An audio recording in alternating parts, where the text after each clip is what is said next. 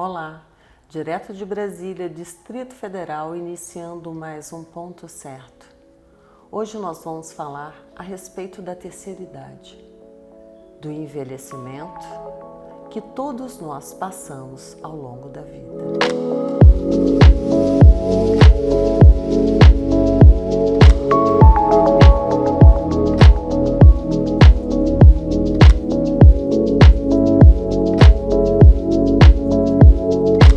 Para tratar desse assunto, nós temos a nossa convidada, que é a doutora Marcela Pandolfi, presidente da Associação Brasileira de Geriatria e Gerontologia Distrito Federal.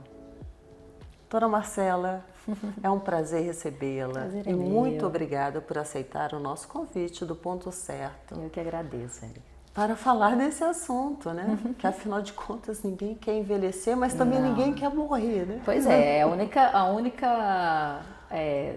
a gente comenta muito isso, né? Todo mundo, eu quero ficar jovenzinho, né? Me manter jovenzinho.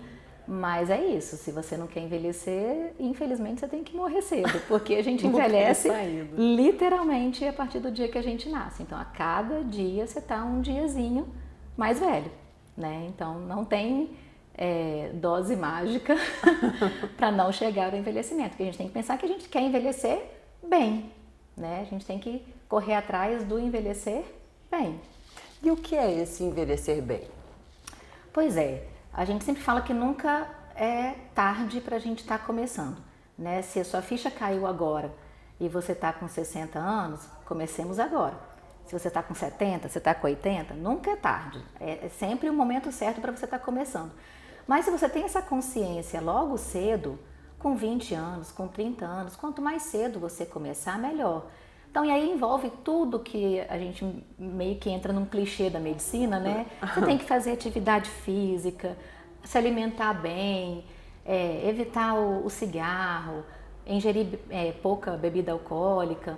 Mas tudo isso tem que começar lá na adolescência. A questão alimentar até na infância, né? Se você educa bem essa criança a comer lá suas frutas, sua salada, inevitavelmente ela vai ter contato com as porcarias, né?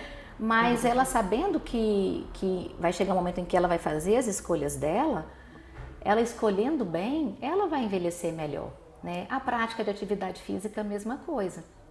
Não adianta você querer, óbvio, como eu falei, nunca é tarde. Mas quanto mais cedo você começa, você desenvolve toda a sua estrutura muscular, toda a sua estrutura óssea para você estar envelhecendo bem.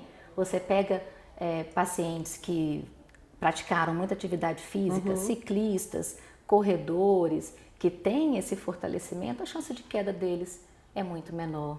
Tem menor risco de osteoporose, de outras doenças que acometem mais o idoso. Então, tudo isso envolve o envelhecer bem. Então, uma boa alimentação, você está praticando uma atividade física. A gente fala atividade física, normalmente a gente já pensa logo numa musculação, num aeróbico, mas vale aquilo que te faz bem, né? Pode ser um yoga, pode ser uma hidroginástica, pode ser um tai chi chuan, pode ser uma dança, como é bom dançar, né? Mas não adianta você colocar aquele idoso... Então, mais ligado ao bem-estar, né? Ao prazer, sentir... Lógico. Você querer uma senhorinha, por exemplo, que nunca, né, toda cheia de vergonha, com muito pudor, não gostava de entrar numa piscina, eu vou obrigar ela a fazer uma hidroginástica? Se para ela é vergonhoso, ela não se sente confortável naquela roupa. Né? Então, assim, a gente tem que procurar ter prazer, atividades de prazer, nem que seja contemplar o verde, né? Fazer alguma coisa. Então, atividade física, alimentação, coisas que te geram prazer, né? Evitar o cigarro, a gente sabe todo o malefício que o cigarro traz, a bebida alcoólica, o convívio social, é muito importante. Então, você ter amigos, você ter um ciclo, uma rede social de apoio, isso faz participar de alguma forma, ter um ciclo social. E para qualquer coisa, num fim de semana. Observa isso mesmo, que quando a gente encontra assim, uma turma de idosos, às vezes viajando, às vezes no baile, dançando, né? você vê que há uma alegria, um remoçar até na própria estrutura física da é o pessoa. momento em que eles conseguem esquecer o que eles têm de problemas da vida, e quando esses problemas ressurgem, eles têm esse ciclo para poder dividir experiência, compartilhar a experiência um com o outro, né? Porque eles podem chegar, poxa, eu estou enfrentando isso com meu filho, eu também. Ou então, quando isso aconteceu comigo, eu fiz tal coisa.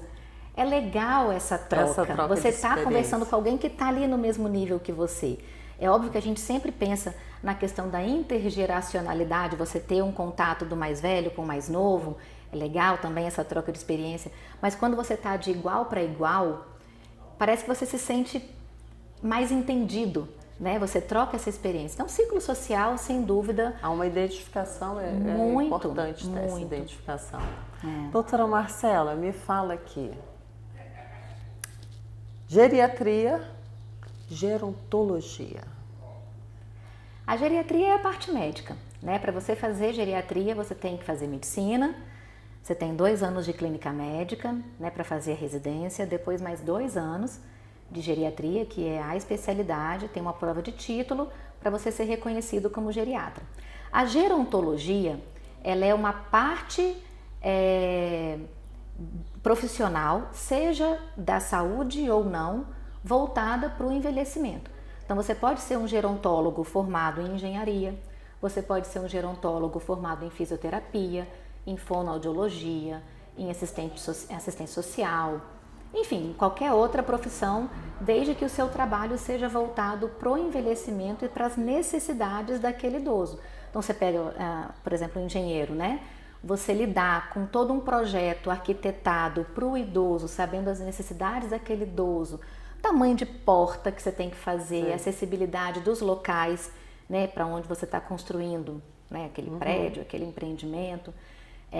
Então, qualquer profissional pode ser gerontólogo se ele trabalha com envelhecimento. Existe, para você ser reconhecido, existe também uma prova de título para isso, né? Mas você não precisa ser médico, né? Você pode ser de qualquer outra área e você ser gerontólogo trabalhando aí para o envelhecimento. E nós temos muitos aqui em Brasília? Estamos crescendo, né? A gente já teve bem menos. A gente tem visto dentro da sociedade, a gente tem uma relação, né, dessas pessoas, tem crescido bastante. Não na velocidade que Brasil, né, precisa, porque a gente percebe, isso tá bem nítido pra gente, como que a população está envelhecendo e infelizmente a gente ainda não tem uma estrutura para isso, né, estrutura geral, tanto de saúde, de estrutura urbana, né? Políticas públicas voltadas para envelhecimento, está tudo ainda precisando, né, ser empurrado para desenvolver, para suprir a necessidade que essa população vai ter, está tendo diante do envelhecimento. Dentro desse envelhecimento da população brasileira aí, como é que estão essas estatísticas? Por exemplo, quais são as doenças que mais acometem as pessoas a partir da terceira idade em diante? Doenças que se iniciam na terceira idade são um pouco mais difíceis da gente ver, a não ser aquelas que têm um caráter neurodegenerativo, né? Porque literalmente está condicionada ao envelhecimento. Mas a maioria delas são aquelas que começaram na meia idade, né, com 40, 50 anos de idade. Então você pega doenças cardiovasculares de uma maneira geral, né, hipertensão, e aí as consequências dessa hipertensão mal controlada, então o infarto, um AVC, uma doença coronariana, o diabetes, também que costuma aparecer ali por volta dos 40, 50 anos de idade e precisa ser bem controlado conforme você vai envelhecendo, doenças osteoarticulares, doenças da tireoide. Conforme você vai envelhecendo, a gente vê que tem uma predisposição maior a esse aparecimento, né? E aí, um pouco mais, depois dos 60, 70 anos, vem as doenças neoplásicas, né? Os cânceres e todos os tipos de cânceres que a gente conhece, e as doenças neurodegenerativas, que a grande maioria delas também acontecem já numa população já mais envelhecida, né? O Alzheimer, outros tipos de demências, doença de Parkinson. Então, são doenças que costumam realmente aparecer com mais de 60 anos. E a mulher brasileira? Como é que a mulher brasileira está envelhecendo? Como as nossas mulheres estão envelhecendo? Melhor que os homens. É? Mas por quê? É uma questão cultural também, né? As mulheres procuram mais o serviço de saúde. Os homens não procuram. As mulheres envelhecem mais que os homens. O homem tem uma resistência, né? De ir ao médico, é a mulher que leva, de cuidar. Né? A gente brinca que tem o Outubro Rosa e tem o Novembro Azul. Aí tem os bonequinhos, né? O Novembro Azul é a bonequinha puxando o homenzinho. Pra poder ir Por isso, porque os homens não procuram. Eles têm uma resistência à procura do serviço de saúde. As mulheres não. As mulheres, eu não sei se até gravidez, você querendo ou não, você tem que ir no médico, você vai desfazendo um pouco, né? Eu acho que a saúde da mulher, ela sempre é muito trabalhada, muito né? mais trabalhada do que o homem. Da infância, adolescência, eu acho que a mulher... Questão de pudores, para o homem falar num toque retal, né? Você está mexendo com a minha masculinidade, tem um pouco disso. A mulher, eu acho que se permite mais ser cuidada e procura mais o serviço de saúde. Então, o que a gente tem de dados é que as mulheres envelhecem mais, mas não necessariamente envelhecem melhor. Né? Eu acho que por conta dessa cultura do cuidar, muitas mulheres acabam tendo que cuidar delas e de outra pessoa junto, e nessa de cuidar de outra pessoa, elas acabam tendo muita sobrecarga diante disso. Né? Então ela tem que cuidar dela, ela tem que cuidar da mãe, ela tem que cuidar do marido. Hoje em dia as estruturas familiares estão diferentes, então a gente sempre conhece aquela avó que está cuidando do neto. Né? Porque, enfim, aquela filha precisa de alguma forma ou está estudando, ou esse neto veio numa hora não esperada. Estão cada vez se engravidando mais velhas, né? Estão tendo filho, eu assim, acho que retardando esse momento. Eu acho que não é nem questão de retardar. Tem aquelas que realmente optam, hoje em dia a gente vê muito, né? Aquelas que optam por não terem filho. E quando tem eu acho que está tendo uma questão de planejamento. Né? Eu acho que as mulheres estão se planejando mais na questão dos filhos, né? Você espera ter um relacionamento mais solidificado, né? Você está num padrão de vida legal, para aí sim você, né, ter o seu filho. Eu acho que esse planejamento está sendo feito de uma maneira mais bem feita do que era há tempos atrás. Né? E eu acho que elas estão esperando, essa questão da gente esperar o momento certo. Né? Nunca vai ter momento certo, né? Também acho que não tem, não. Mas eu acho legal ter esse planejamento, ter essa perspectiva também, porque você também vai poder se preparar para doar mais, né? Para a criança. E a gente tem uma noção hoje em dia, mesmo aquelas que não são mães, tem alguma amiga que já você sabe como é custoso você ter um filho hoje em dia, né? Você tem que abdicar de algumas coisas, o seu tempo vai ser diferenciado, é caro. Né? Você cuidar de um filho. E para o casal também, até o próprio relacionamento do casal vai mudar porque vai entrar uma terceira pessoa, né? Então, acho que quando você consegue se planejar para isso, fica sendo uma gravidez muito mais tranquila, né? Esse bebê ele vai chegar num lar mais tranquilo e a gente tem visto isso realmente, as pessoas deixando para engravidar um pouquinho mais tarde. Doutora Marcela, eu gostaria que você falasse, está falando aí de se preparar para o envelhecimento. E como faz os filhos hoje estão preparados para poder acompanhar esse envelhecer dos pais? Difícil, né? Primeiro que a gente não está preparado para esse envelhecimento. Hoje em dia as pessoas estão chegando aos 80, aos 90 anos com muito mais frequência do que a gente via antigamente, né? E o bom é chegar aos 80, 90 bem, que é isso que a gente quer. É claro. Mas querendo ou não, a idade ela traz algumas limitações, né? E aí você se vê invertendo os papéis, né? Você como filho tendo que cuidar, virando mãe da sua mãe, né? Mãe do seu pai. Não é todo mundo que está preparado para isso. A geração de agora não foi criada para isso, né? A gente quer estudar, a gente quer criar a nossa família, a gente quer ter as nossas conquistas.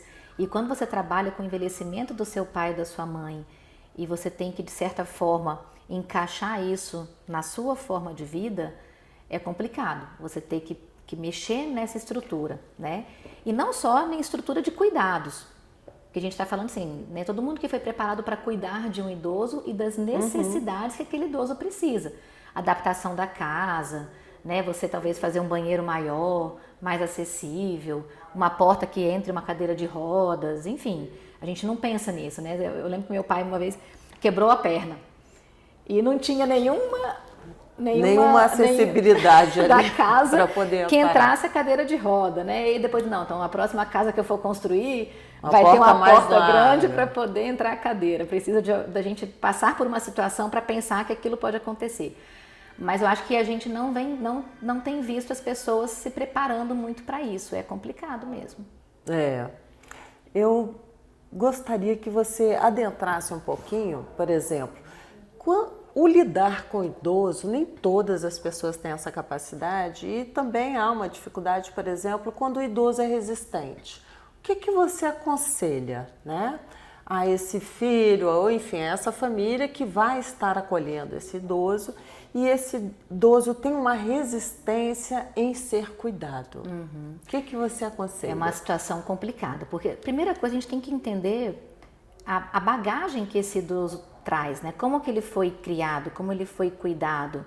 Então, eu acho que o comportamento que a gente manifesta, tudo tem a ver com o que a gente trouxe de bagagem de vida, né? Se foi uma vida sofrida, se foi uma vida tranquila, enfim. E é muito bom quando a gente cuida de um idoso que é grato pelo cuidado que ele está recebendo. Todo mundo quer, né? Todo mundo quer. Você cuidar de alguém, por mais que você saiba que você está dando trabalho, né? Que tem que ter alguém ali, você está numa cama, tem alguém trocando a sua fralda, tem alguém te dando comida na boca, mas de certa forma você está agradecido por aquilo. É bom cuidar de uma pessoa assim, sabe? É muito ruim quando você tenta fazer de tudo para uma pessoa e de certa forma ela não reconhece, ou nada tá bom, nada agrada. Eu falei que assim, a gente tem que tomar essas experiências pra gente passar pra frente como que a gente quer que nossos filhos cuidem da gente, como que a gente quer ser cuidada por eles, né?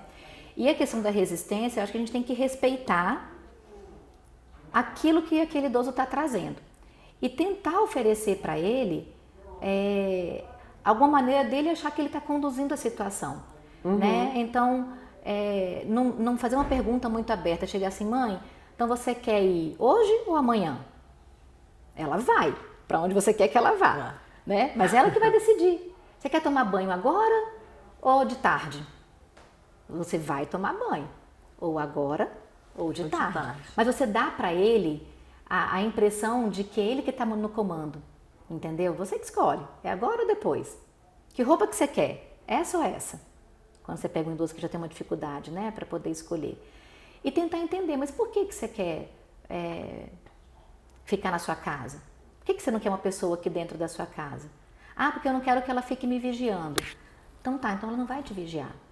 Ela vai te ajudar a fazer as tarefas domésticas que você não dá conta mais de fazer. Ficar ajoelhada no chão lavando um banheiro, né? Fazer uma comida para todo mundo. Você quer fazer sua comidinha? Né? Minha avó adora fazer um bolinho. Quando a gente chega lá, deixa ela fazer só o bolinho. Deixa ela se sentir útil. É a forma que ela tem que agradar. Também é uma castração, né? Você tirar vai tudo. retirando tudo. E não tem sentido. Se muito aquele idoso é complicado. capaz de E fazer... ele tem que se movimentar, ele está vivo, né? Eu Ele acho não que dá tá para fazer. paralisado, né? Não está paralisado. E essa sensação de inutilidade para eles é muito ruim, né? Então, Eu acho que para qualquer um. é muito ruim, exatamente. Então, assim, se ele é capaz de fazer, deixa ele fazer. Você pode talvez estar ali supervisionando, né? Dando um auxílio e tal, mas deixa ele fazer. Essa coisa a gente querer proteger, podando demais. Ai, não faz isso não. Não, isso aqui você muito não faz. no comando, né? Também. Assim, nesse ordenamento. Olha, agora é assim, porque não pode esquecer que tem um ser humano ali por trás. que durante muito tempo da vida ele teve a autonomia dele, ele teve as vontades. E é isso, ele respeito. Começou a, vamos dizer, a paralisar diante das dificuldades. E não é paralisar, é você entender as limitações. Você consegue ainda fazer um almoço de domingo para a família, você só não consegue fazer em 1h30. Mas se você acordar um pouquinho mais cedo, você faz em 3 Passo horas. o dia ali cozinhando e de repente essa experiência é muito prazerosa. Então você né? saber Porque que tem as limitações, mas não tem a proibição. Você continua capaz, você tem que respeitar essa autonomia. Eu acho que isso é fundamental. Então, quem cuida, se não tem essa, vamos dizer, essa paciência, essa compaixão, né? Deve também buscar um auxílio para poder lidar com essa situação. Cuidar e ser cuidado, né? A gente tem o cuidar do cuidador, né? Isso. E você vê, a sobrecarga, ela gera muito sofrimento. Então, se esse cuidador não é cuidado, ele vai sofrer junto, e vai ter 2 pessoas adoecidas dentro de casa. Então, você tem que estar oferecendo para ele apoio, acolhimento. Ele também tem que ter um tempo dele para poder estar fazendo alguma coisa que ele gosta, né? Então, a gente tem que cuidar do idoso e de quem está cuidando do idoso. Doutora Marcela, o nosso tempo está chegando ao final, mas eu gostaria que você desse uma mensagem, uma perspectiva para quem nos assiste nesse momento, finalizando essa nossa conversa e dizendo hoje também qual é a perspectiva das casas que acolhem os idosos, porque a gente teve uma mudança aí, né, ao longo dos anos. Eu gostaria que a senhora finalizasse, fechando isso daí. A questão das instituições, a gente vê que é uma forma a mais da gente estar podendo cuidar, né, diante dessa mudança de estrutura familiar que a gente vê hoje em dia, que as famílias estão cada vez menores, né? Então, torna-se uma opção de cuidado, não como era antigamente, de negligência, né? É uma opção, sim, de cuidado boa. Existem casas fantásticas hoje em dia que promovem um acolhimento e um cuidado desse idoso muito bom por uma equipe capacitada. E eu acho que é isso, eu acho que envelhecer não é uma derrota, sabe? Eu acho que a gente carrega um peso muito grande quando a gente fala em envelhecer. Parece que é ruim, né? Depende de você, se vai ser ruim ou não. Eu acho que a gente tem que buscar agora o envelhecer bem. E se você conseguiu chegar até lá, que bom, isso é uma vitória, isso é uma conquista. Não transforme isso num fracasso, sabe? Só não envelhece quem morre cedo. E a gente não quer morrer cedo. Isso é fato, a gente quer né? envelhecer. Não tem para onde fugir. Exatamente. Eu acho que é a questão do ser velho e do ser idoso, né? A idade está dentro de você. Então, como eu conheço gente muito jovem que tem uma alma de velho, e o contrário também, como tem muito idoso com alma de jovem. Eu acho que depende de você escolher em que grupo você quer estar. Olha, muito obrigada. Tá? Obrigada a você. Vai ser muito esclarecedor. Eu acredito que quem nos assiste nesse momento, se tinha algumas dúvidas, né, ficaram mais claras. Que bom. E teve um empoderamento maior aí do nosso público neste momento. Muito obrigada. Obrigada. Tá certo? E espero que você volte aqui para a gente tratar de outros temas, porque todos nós vamos envelhecer. Eu, pelo menos, Deus espero. Não quero morrer cedo. Assim chegamos ao final de mais um programa Ponto Certo. Você que nos assiste, gostou do programa de hoje? Você tem uma pauta que é interessante? Envia pra gente.